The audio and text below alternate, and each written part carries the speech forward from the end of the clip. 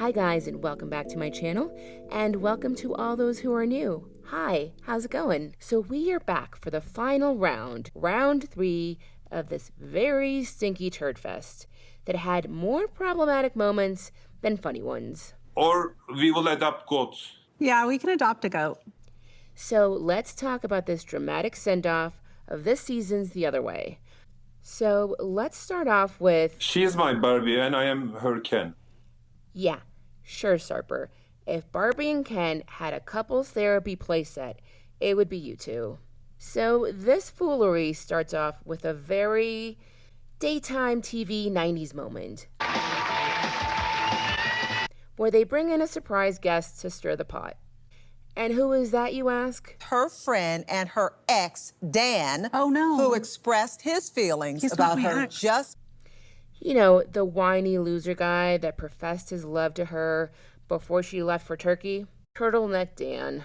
He reeks more of desperation than anything else. So the nonsense of the scene is the fact that he calls her his ex and she says he's not. I know, stupid, right? Did you and Dan date? Yeah, we did. Like, we weren't in a relationship. And then Sarper's asked how he feels about Turtleneck Dan, and he describes what seems to be a human emotion. Uneasy. I feel something in my stomach. I mean, I don't know. I can't describe. Aw, the mannequin man feels things. So as much as this loser is hella annoying, he does bring a point. I mean, be obvious, you know. You're talking to her like you're coach. She's not one of your clients. She's your girlfriend. We could have done without this fake scene. But you know, TLC had to make a 3-part tell-all, an hour and a half long, so they had to fill in the gaps with stupidity like this. I mean, I think these two really do make a perfect match. Both are equally vain, and one likes to be a controlling man-child, while the other has the self-esteem of a thimble, I don't feel like I'm being controlled. and doesn't mind not having her own mind and being told what to do. This is our relationship dynamics. She loves to serve. Yeah, it makes me happy to serve him. Very much like a Stepford wife or a robot. So they bring up the 2,500 number, and TLC did the math.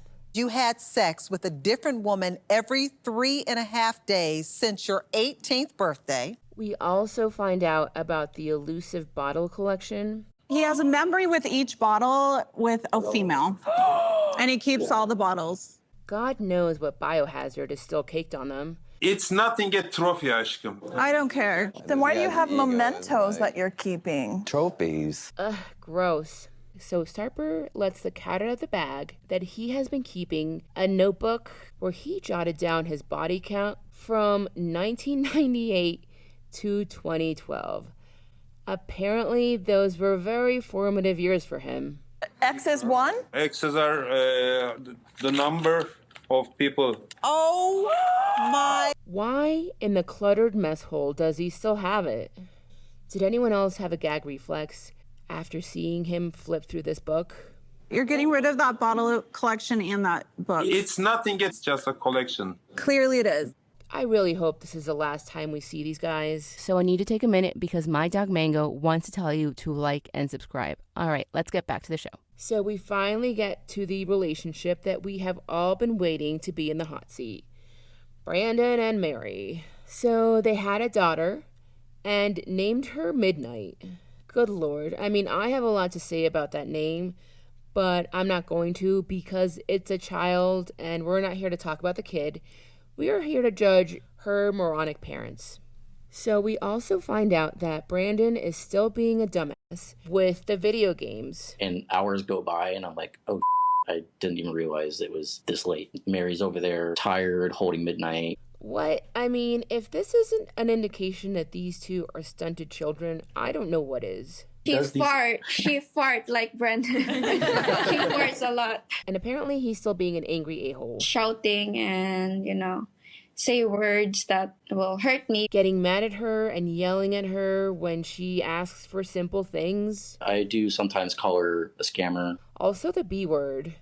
It's like she's only happy when she has money or something like that. And that really upsets her. That really makes her upset. you know, what not to call anyone, especially the mother of your child.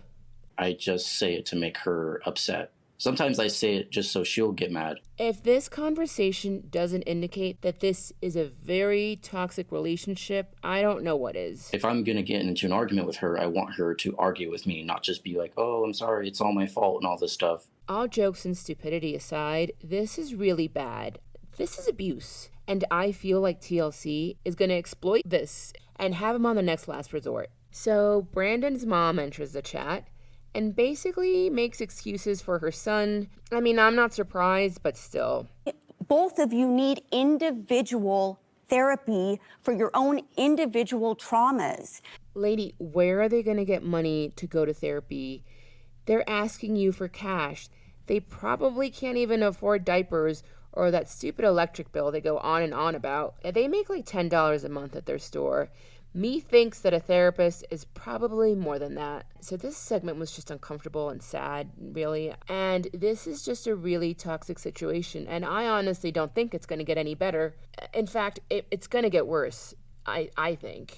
Because they are too young and too dumb to make the right choices. I mean, example given, thinking that it was a good idea to have a baby. Come on. They also talk about, you know, the double standard of her posting provocative videos when he can't even look at a statue of Virgin Mary at church. He was shaking his butt in his Speedo. She would not tolerate that at all. So the conversation about Brandon and Mary kind of goes off the rails with the peanut gallery about who's the most manipulative. I believe that she's a manipulator. You are the same. I'm not. You're a control freak. Which, honestly, they end up sounding like bickering first graders. So Brandon and Mary's segment ends. And we're only an hour into this. And I'm thinking, what can they possibly talk about? We pretty much covered everything. Andre and the Stepford wife have at it. And to tell you the truth, I kind of fast forward through the scene. These two get on my nerves. But Shakina, I mean, I'll let Danielle speak because she said it best. You have to be reflective. You're sitting here telling every female that they have to be reflective, and you have not reflected once. You know, the peanut gallery really earned their check in part 3, I must say. And what's next on the menu? One of Yohan's Sankey Panky Panked girls is brought in because apparently Yohan slipped into her DMs. He had told me that he was single going through a divorce. And she didn't do anything about it, but she did alert Danielle. Yohan, do you remember talking to Memory? No, yo no recuerdo ella. You know, this is a funny coincidence. Yohan has no memory about talking to Memory. So we spend the next 20 minutes talking about Yohan's many ladies, and Lord, talk about beating something to the ground. We don't need 20 more minutes of evidence. We all get it. Just for once in your life, just tell the truth.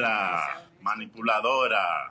And having to watch Danielle being tortured by this crap, I mean, I don't really like her, but I also don't wish this on anyone. Anyway, so that was part 3.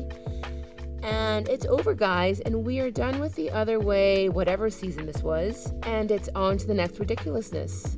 The single life is coming up, the twins are coming back, and we're hopefully going to have a lot of laughs in 2024. Don't forget to like, subscribe, and hit the notification button, and I will see you in the next one. Bye!